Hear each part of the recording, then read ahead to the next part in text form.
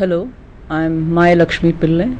I am from the Electrical Engineering Department at Ahmedabad Institute of Technology. I am here as a part of lecture series in the subject Elements of Electrical Engineering, and the module that I'll be covering in my lecture series is polyphase circuits. So, and the topics that I'll be covering today in this polyphase circuits is, first we'll be saying what is a polyphase circuit or what is a polyphase system, how is a polyphase system that is three-phase is generated, what is a phase sequence, what is the resultant EMF at any instant in a polyphase system, and how a polyphase system that is three-phase is interconnected in a circuit. So, what do you mean by the term polyphase? Polyphase is formed from two words here, that is poly and phase. Poly means many, that is more than one. Anything that is more than one is referred to as poly. And phase, we know it means a winding, that is a coil or a circuit. So a polyphase system means a system that consists of many windings that is more than one, right, or a circuit. That is what is a polyphase system.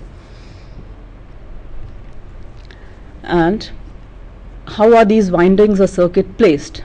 Right, we have a number of windings or circuits placed together on a common axis, but they are displaced from one another by an equal angle. We have a number of windings, right, which we have to place. So the equal angular displacement must exist between each winding or coil. So there is another way of defining the polyphase system, that it is a combination of several single phase voltages induced in each winding having same magnitude and frequency, but the phase displacement or the angular displacement between them is equal. And how do we determine what should be the equal phase angle that should exist between each single phase that is generated, or what is the phase difference that should exist between each coil or a winding in the polyphase circuit? So the equation that we have here, that is, a phase difference can be calculated by dividing the number of phases, the 360-degree phase angle divided by the number of phases in a system. So phase difference is equal to 360 degrees divided by the number of phases. Number of phases, like we said, it is a polyphase system, it has to be more than one. So 360 degrees divided by the number of phases that exist in a polyphase system will give you the phase difference. Right? So a polyphase system, it may be a two-phase system, a three-phase, or a six-phase. In practice, a three-phase system is universally employed for generation, transmission, distribution, even for large industrial application. The most desirable and the polyphase system which is universally employed is a three-phase system. So what would be the phase difference if a three-phase system is employed? Again, if we use that equation, what would be the phase difference? 360 degrees divided by the number of phases here is 3. So what does the angle come to? It comes to be 120 degrees.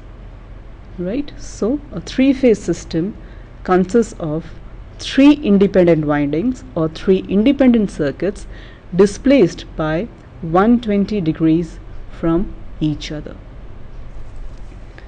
Similarly, if we have a six-phase system, then 360 degrees divided by 6. So that will give you the angular displacement between the windings in a six-phase system.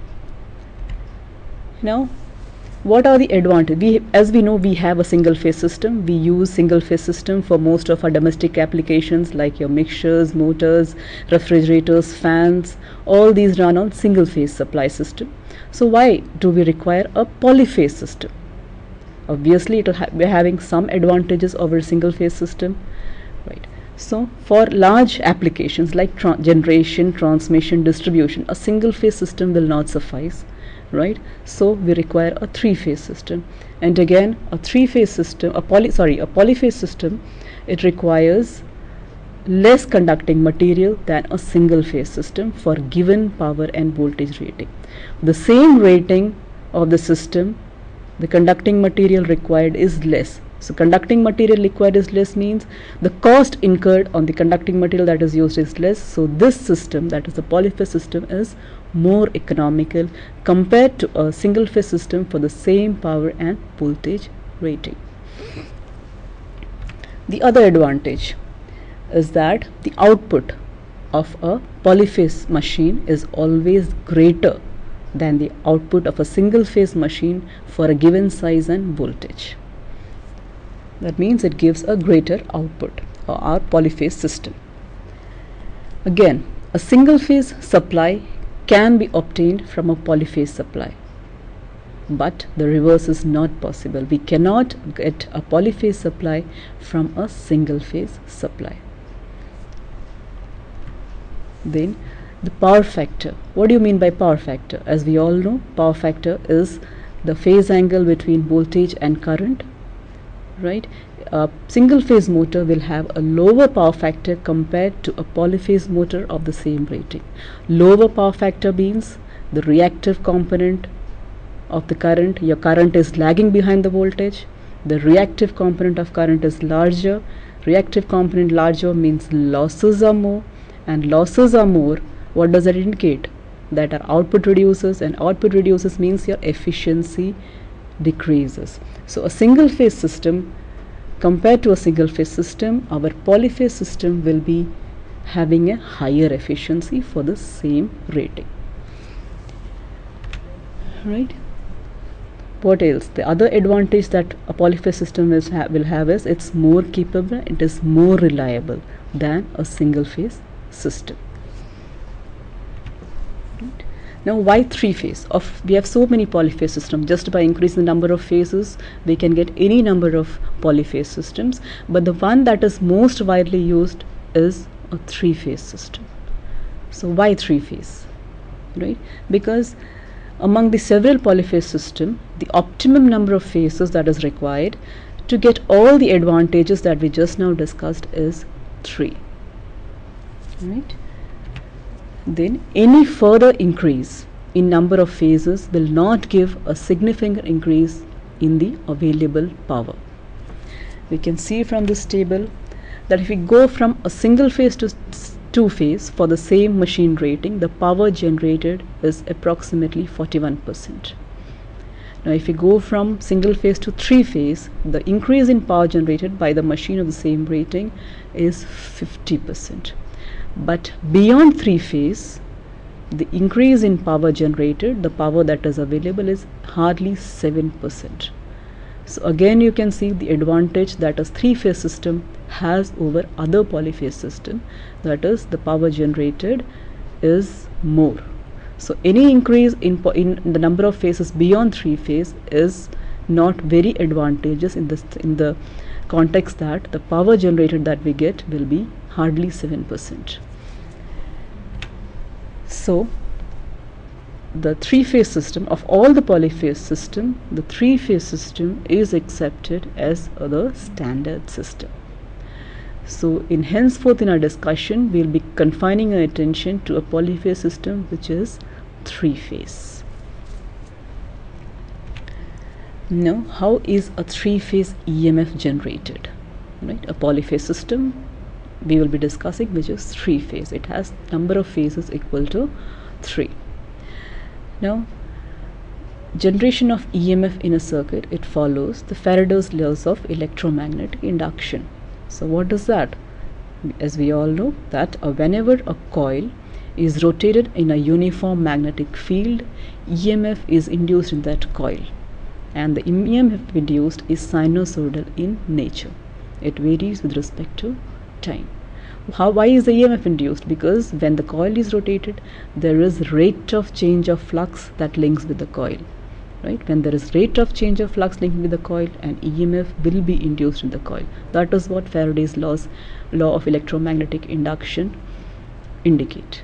And that EMF induced is directly proportional to the rate of change of flux linkages. So if you have a single coil rotating in a uniform magnetic field, we will have, what do we get? We get a single phase supply, just one coil. Right? Now we want the generation of three phase EMF. So we are talking about 3-phase, so the number of coils that we require is 3, right? So again, so let's consider that there are 3 identical coils, and because it's a 3-phase system, the phase displacement between the axis of the coil should be 120 degrees, 360 divided by 3, right? And it is rotated in the uniform magnetic field. A sinusoidal voltage will be induced in each coil,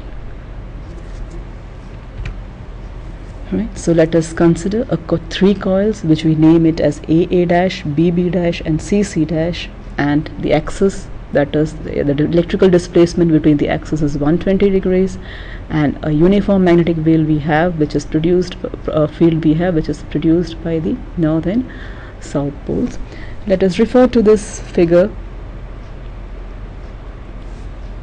That is, we have, as you can see in this diagram, we have a uniform magnetic field formed by north and south poles, and 3 coils, A dash, B dash, C dash, which is mounted on a common axis, and the angle between them is 120. As you can see, this is coil A dash, this is B dash. The angular displacement between it is 120 degrees.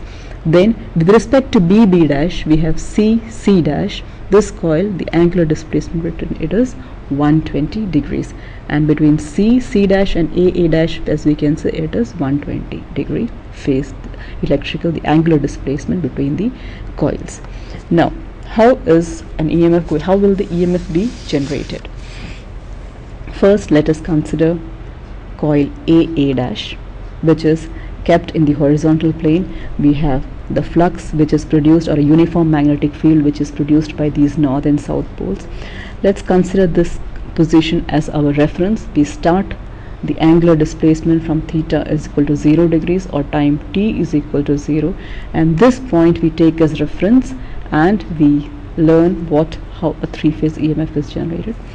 Now let us just consider what happens to coil A dash when it is rotating in this uniform magnetic field. In this position, the coil A dash, the flux or the magnetic lines of force completely links with this coil, but the rate of change of flux linking with this coil is minimum, or rather we can say 0, because it is in the horizontal position. It is at right angles to the lines of force that is passing through it. So as we know, Faraday's laws of electromagnetic induction states that the induced EMF is directly proportional to the rate of change of flux linkages. So under this position, there is no rate of change of flux, means the coil is not cutting the lines of force of flux. So what will be the EMF induced in this position? It will be 0, because rate of change of flux linkages is 0. As we can see in this waveform, that is this shows the voltage induced in coil A with respect to time, right? This is the time of t is equal to 0, the starting instant we are taking. So at this instant, the voltage, that is VA, that is induced in this coil A is 0. Why? Because there is no rate, the rate of change of flux linking with the coil is minimum, or here in this case it's 0. Now now suppose this coil is rotating in a counterclockwise direction in this magnetic field. That is, let us take this position as 0 degrees, right? It is going from 0, the angular displacement increases, and it comes this, let us take this position as 90 degree. So from 0 to 90 degree, what happens?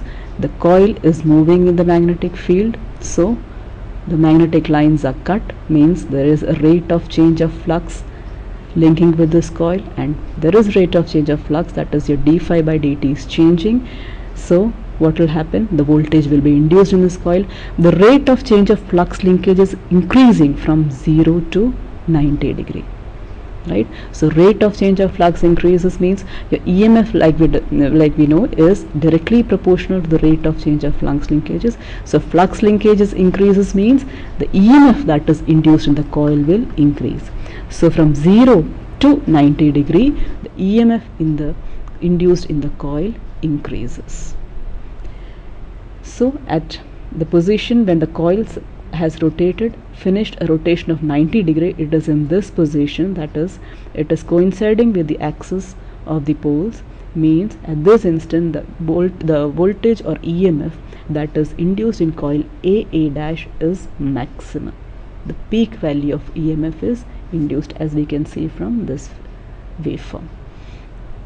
Right. So the coil has covered 90 degrees of rotation in the anti-clockwise direction. For the next quarter, that is from 90 to 180 degrees, what will happen? Again, it is moving in the magnetic field. The coils will cut the magnetic lines of force of flux. There is again rate of change of flux, but here the rate of change of flux is decreasing. It starts decreasing from here, and by the time it completes a rotation of 180 degrees, what will happen? The voltage from the maximum value, it will come to 0. Means coil AA dash, it start from 0 degrees, 90 degrees, it reached maximum. From 90 degrees, it is coming to 180 degrees of rotation, completing 180 degrees of rotation. The rate of change of flux linkages is decreasing, and because rate of change of flux linkages is decreasing, the voltage starts decreasing, or the EMF induced in the coil starts decreasing from its peak value till it comes to completes 180 degrees of rotation. So at this instant, the EMF induced in the coil